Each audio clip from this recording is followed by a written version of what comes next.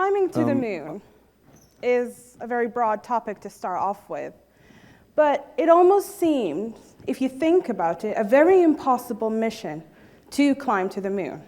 That's how my mission felt, by building my confidence again. So today we'll be talking a lot about confidence. Okay, so has anyone ever felt like they related to lack of appreciation, to being judged, or feeling self-doubt or self-criticism from anyone around them? I bet you 98%, or actually all the audience, have at least experienced this once in their lifetime. So if you think about the word confident, visualize it, imagine it, what do you see? Somebody probably that works in politics, or somebody that is talking about what they stand up for. Not a care in the world what people think of, right? So,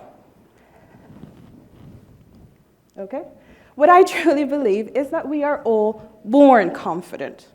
Think of a child ready to race an adult. They get set, mentally, physically. No doubt in the world does that child have that they could lose that race, right?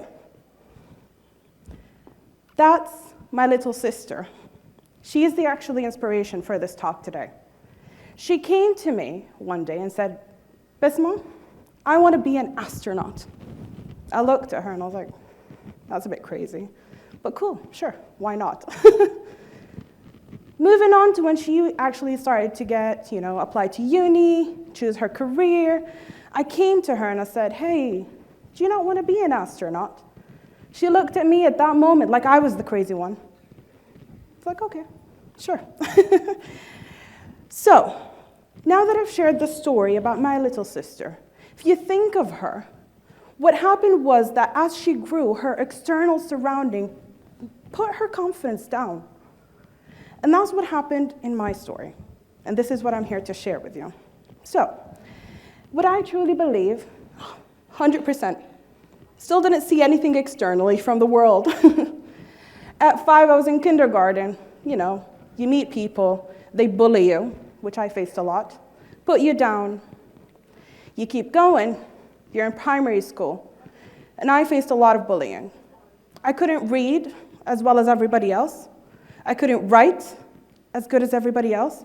I couldn't spell the simplest of words. And I got bullied.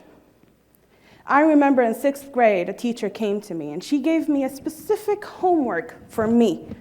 Do you know what she gave me? She gave me the alphabets to practice in front of the whole class. And that was okay. I was like, it's fine. You brush it off, you move on with your day. Things happen. At 13, I moved to the UK. When I moved to the UK, this specific day was very remarkable to me. It was a shift. I was walking to school. Imagine the UK's worst weather, rainy, cold. Best of all, it was the first day of school, and I was lost. And I doubted my steps. There was no Google Maps then. I couldn't know which way I was going. And I doubted every single step I was taking. The funny part is I was walking in the right direction all along. And just before I go into that school, I promised myself that everything is going to change. I don't know how, don't know why, don't know where, I just know I'm going somewhere. I don't know where. At 16, I got tested and I found out I have a learning difficulty. I was actually dyslexic. The confidence boost that happened was because I actually have an answer to all the bullying I was getting faced. So I can now go and be like, oh, it's fine, I can't spell. Actually, I'm dyslexic. And I'm very proud about that because I have other strengths.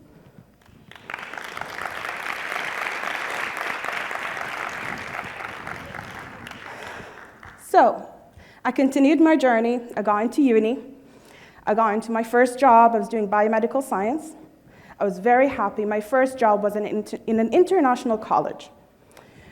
My boss came to me one day and said, listen, Basma, I need you to go up in front of international students that are coming from abroad and tell them about what they could be facing when they actually come to the UK.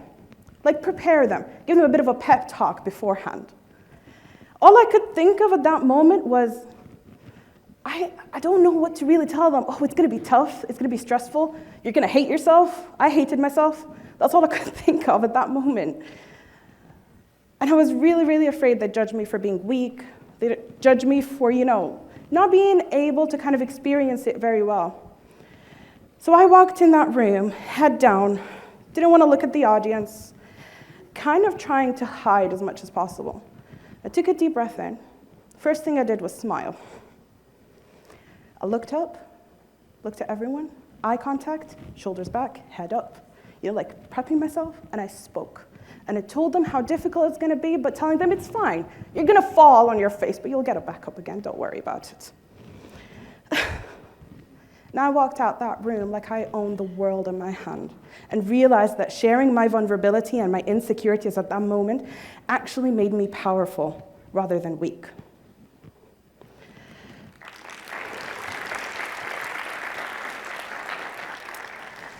Yeah.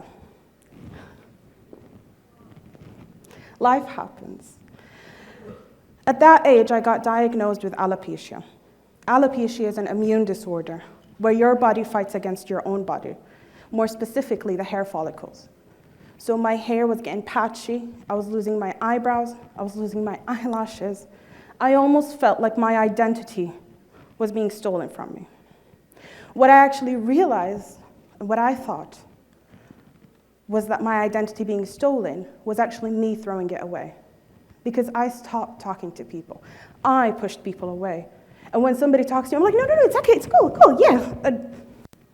But it wasn't really, because I was pushing them away. So actually, I threw my own identity away, and I didn't allow that to happen. So I took all the courage in the world that I had in me and went Britney Spears 2007. I shaved whatever was left off.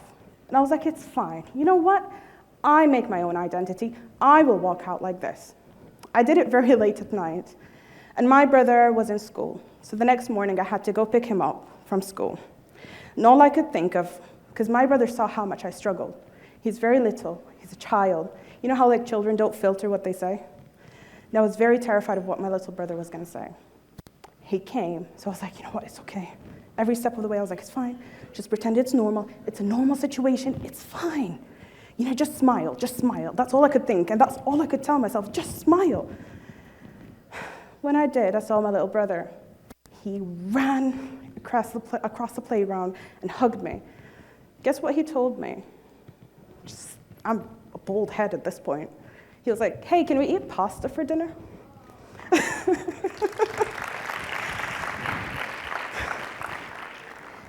At that moment, what I actually realized, him being a child, being so pure, and as I said, can't filter anything, he only reflected what he could see. He didn't see my bald head. He didn't see me being defeated. He actually saw somebody that is confident and smiling. So my confidence did go up. Alhamdulillah. And I'm on my way somewhere. I'm actually working in what I want to work in. I'm not the best, but I will be, no matter what, because I'll never be the best at something. But that's fine. So my mission is actually accomplished, but not because I landed somewhere or reached somewhere, but because I keep trying. So my advice to the audience today, and to anyone who might see this one day, my first piece of advice is promise yourself. Have faith in yourself, and don't underestimate your abilities. 2, embrace your insecurities and vulnerability. It only makes you stronger. 3, smile. Thank you, everyone.